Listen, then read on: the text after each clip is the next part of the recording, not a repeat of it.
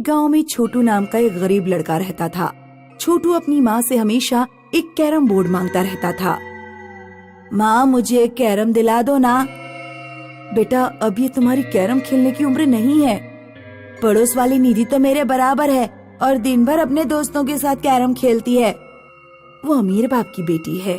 अमीर बच्चों का बचपन ज्यादा लंबा चलता है और गरीब बच्चों का बचपन बहुत जल्दी खत्म हो जाता है, क्योंकि उन्हें जिम्मेदारियां संभालनी नहीं पड़ती हैं। माँ, बचपन नहीं, बस एक कैरम बोर्ड मांग रहा हूँ।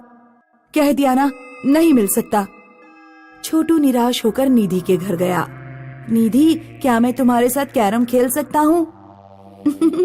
तेरी इतनी औकात नहीं कि तू मेरे साथ कैरम खेले, भाग यहाँ से। छोटू गांव के बाहर जंगल की तरफ चला गया और एक पेड़ के नीचे बैठकर रोने लगा। कोई मुझे कैरम क्यों नहीं देता? माँ नहीं देती, निधि भी नहीं देती। मैं अपना टाइम कैसे पास करूं? उस पेड़ पर एक चुड़ैल रहती थी जो इंसानों को खाती थी। चुड़ैल ने छोटू की पूरी स्थिति समझ ली। उसने एक सुंदर औरत का रूप धारण किया और छोटू के सामने एक कैरम बोर्ड लेकर आई। सुनो, तुम रो क्यों रहे हो? मुझे बस एक कैरम बोर्ड चाहिए। ये लो, मैं यहाँ पड़ोस में ही रहती हूँ। क्या तुम मेरे घर चलकर मेरे साथ गेम खेलोगे? छोटू ने इतना शानदार कैरम कभी नहीं देखा था। उसने तुरंत खेलने के लिए हाँ कर दिया। चुड़ैल छोटू को एक झोपड़ी में ले गई। तुम यहाँ बैठो और गोटियां सजाओ, मैं अभी आती हूँ। चुड़ैल छोटू को झोपड़ी में छोड़कर बाहर आ जाती है। ये तो बहुत आसानी से मेरे जाल में फंस गया। इसे मैं अभी कच्चा खा सकती हूँ, लेकिन मैं ऐसा नहीं करूँगी। इसके द्वारा मैं गांव से और इंसानों को यहाँ मंगवाऊंगी और फिर दावत उड़ाऊंगी। चुड़ैल औरत के रूप में आकर छोटू के पास आ जाती है और कहती है, तुम इस कैरम को अपने घर ले जा सकते हो और अपने दोस्तों के साथ खेल सकते हो, लेकिन एक बात का विशेष ध्यान रखना, ये कैरम टूटना नहीं चाहिए। आप चिंता न करें, मैं इस पर खरोंच भी नहीं आने दूंगा। चुड़ैल ने कैरम में अपनी शक्तियाँ डाल दी थीं। अब जो भी इस कैरम में हारेगा वो मेरा गुलाम बन जाएगा और जंगल की तरफ चला आएगा। फिर मैं उसे नोच नोच कर खा जाऊंगी। छोटू जब कैरम लेकर गांव पहुंचता है तो गांव के सारे लोग उसका कैरम देखते रह जाते हैं। उन्होंने इतना अच्छा कैरम बोर्ड कभी नहीं देखा था। क्या मैं तुम्हारे साथ कैरम खेल सकती हूँ? मैंने तुमसे जो कहा उसके लिए मैं माफी चाहती हूँ। ठीक है, खेल सकती हो। निधि कैरम में गेम हार गई। हारने के बाद उसका व्यवहार अचानक से बदल गया। ना वो कुछ सुन रही थी और ना ही कुछ बोल रही थी। निधि, पिताजी तुम्हारे लिए मिठाई लेकर आए हैं, खाओगी क्या? निधि बिना कुछ जवाब दिए सीधे कमरे में चली जाती है। इसे क्या हो गया? निधि बिस्तर पर जाकर लेट गई। उसे एक सपना आया। आजा मेरी बच्ची, आजा मेरे पास जंगल में, मैं तेरा इंतजार कर रही हूँ। मेरे पेट में जाना ही अब तेरा धर्म है। निधि रात के 2 बजे अचानक बिस्तर से उठ गई और चल पड़ी। निधि का पैर गिलास से टकरा गया। गिलास की आवाज सुनकर निधि की माँ जाग गई। निधि कहाँ जा रही है इतनी रात में? निधि, निधि, क्या तुझे सुनाई नहीं दे रहा? निधि की माँ निधि का हाथ पकड़ लेती है। निधि ने गुस्से से लाल आंखों से अपनी माँ की तरफ देखा और अपनी माँ को उठाकर दीवार पर दे मारा। निधि की माँ निधि को आवाज देती रही, लेकिन उठ नहीं पाई और कुछ देर बाद बेहोश हो गई। सुबह निधि की माँ को होश आया तो वो पूरे घर में निधि को ढूंढने लगी। निधि, निधि तुम कहाँ हो? निधि। निधि की माँ छोटू के घर पहुँची। छोटू, क्या तुमने निधि को देखा? वो रात में जंगल की तरफ चली गई थी। मेरी एक ही बेटी है, उसे ढूंढने में मेरी मदद करो। रोइए मत आंटी, मैं आपकी मदद करूँगा। चलिए जंगल में चलकर उसे ढूंढते हैं। छोटू निधि की माँ के साथ जंगल में जाता है। उन लोगों को झोपड़ी से निधि के रोने की आवाज सुनाई दी। ये तो उन्हीं आंटी की झोपड़ी है जिन्होंने मुझे कैरम दिया था। छोटू ने छुपकर देखा। चुड़ैल ने निधि को एक खम्बे से बांध रखा था। निधि के माथे पर लंबा काला टीका था और गले में हड्डियों की माला। तू कैरम बोर्ड से प्राप्त हुई पहली शिकार है, इसलिए तुझे खाने से पहले तेरा थोड़ा मांस अपने देवता को चढ़ाऊंगी। उस कैरम को मैंने छोटू को देकर बहुत बड़ा रिस्क लिया है, लेकिन उस कैरम में मेरी जान बसी हुई है।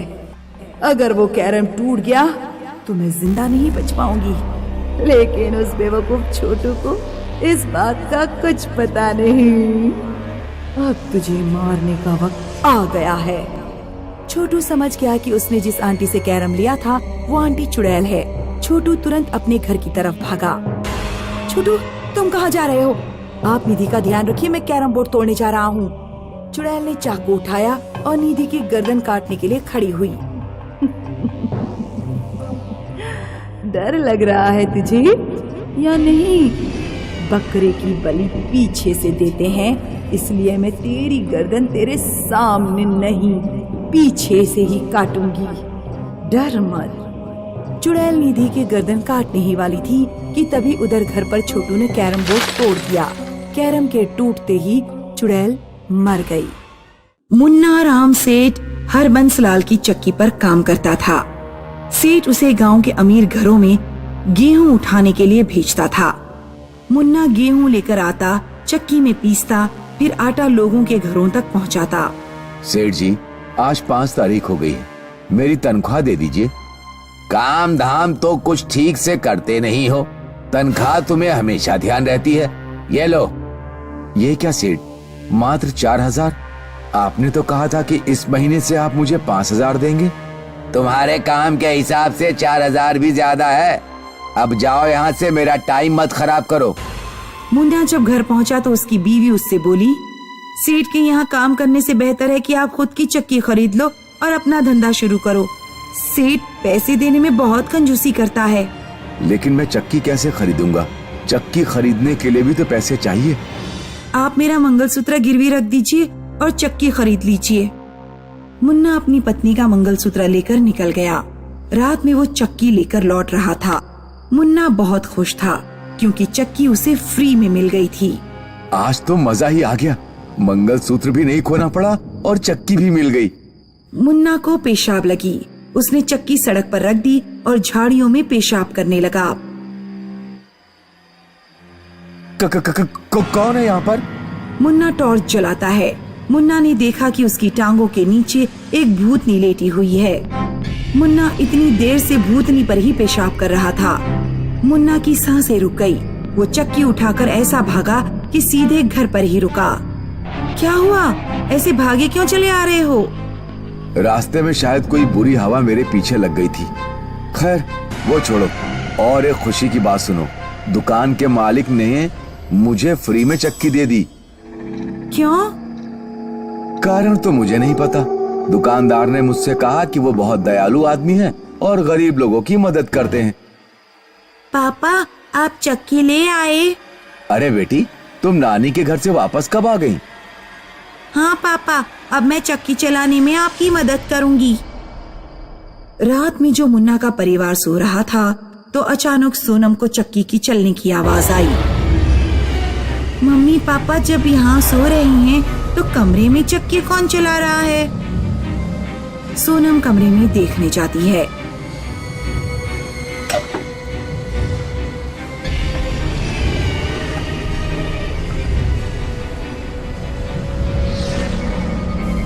मम्मी पापा उठो, कोई भूतनी चक्की चला रही है। मुन्ना और उसकी पत्नी जब उठे तो चक्की की आवाज आना बंद हो चुकी थी। मुन्ना कमरे में से जाता है तो देखता है कि चक्की ऐसी ही रखी हुई है। सोनम, लगता है तुमने कोई बुरा सपना देख लिया होगा। चक्की तो अपनी जगह रखी हुई है। नहीं पापा, मैंने अपनी आंखों से देखा है कि भयानक चेहरे वाली एक औरत चक्की में हड्डियां डालकर पीस रही थी। सुनिए जी, एक बार घर की शुद्धि करा लेते हैं। आपको भी भूतनी दिखाई दी थी और सोनम को भी। कल आप पंडित रामनाथ को बुला लाना। अगले दिन पंडित रामनाथ आता है और हवन के लिए आग जलाता है, लेकिन आग जल ही नहीं रही थी। बड़े आश्चर्य की बात है कि आपके घर पर लकड़ियां आग ही नहीं पकड़ रही हैं। लगता है आपके घर किसी जिद्दी आत्मा का प्रवेश हुआ है। आपके घर की शुद्धि नहीं हो पाएगी। फिलहाल आपको सावधान रहना होगा। घर में कुछ भी ऐसा वैसा हो तो मुझे बुला लेना। ऐसा कहकर पंडित जी मुन्ना के घर से चले जाते हैं। उस रात जब मुन्ना का परिवार सो रहा था तो फिर उन लोगों को फिर चक्की के चलने की आवाज सुनाई देती है। सुनिए पिताजी, मैंने कहा था ना कि कमरे में कोई चक्की चलाता है। अब आप खुद ही अपने कानों से सुन लीजिए। तीनों लोग कमरे के अंदर जाते हैं।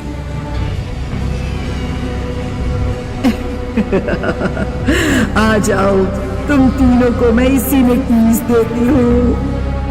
भूतनी हवा में उड़ती हुई तीनों की तरफ बढ़ती है, लेकिन तभी मुन्ना कमरे का दरवाजा बंद कर देता है।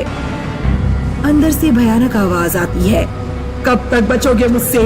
ये मेरी चक्की है, जो भी इसका इस्तेमाल करेगा मैं उसकी बोटियां काट कर इसी में पीस दूंगी। मुन्ना के परिवार को पूरी रात घर के बाहर बैठकर बितानी पड़ी, क्योंकि उन्हें घर के अंदर जाने से डर लग रहा था। जब दिन निकला तो मुन्ना पंडित जी को बुला कर लाया और उसने सारी बात पंडित जी को बताई। मैंने अच्छे अच्छे भूत प्रेतों को मजा चखाया है, तुम चिंता मत करो, आज रात मैं इसी कमरे में रुकूंगा।